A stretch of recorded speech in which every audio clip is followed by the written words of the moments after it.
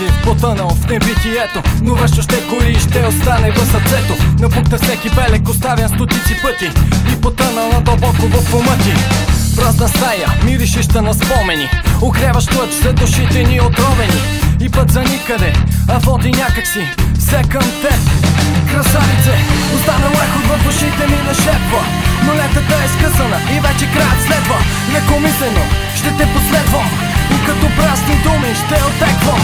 Моментът на разлялата ни беше тежък, сега затворен съм, нямам го вече и стремежът за по-добро и по-нататък.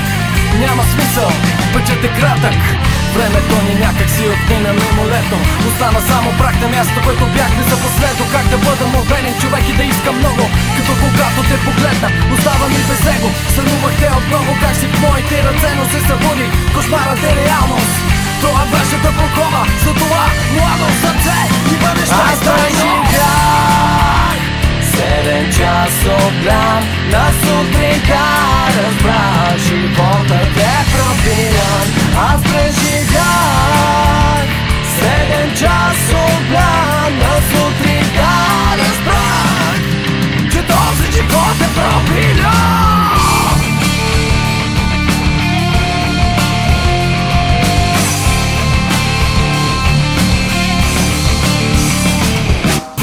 Сега как да изградя животът си отново и себе си като човек не чакаш на готово. Едни и същи грешки не спирам да повтарям, но никога за тебе не забравям.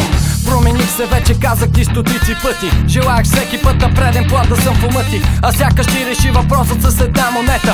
И си литора беше като пъзел на парчета. И как започна всичко с една малка рана, но съдбата отреди тя да стане по-голяма. И бутан беше яд сама, с вече нямам нищо. И нека Бог ме съди, че обичам те още. До живота присъда е любовта ми към теб.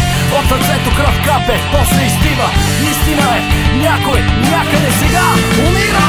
Аз преживях 7 часов план на сутринта разбрах, животът е пропилян. Аз преживях 7 часов план на сутринта разбрах, че този живот е пропилян.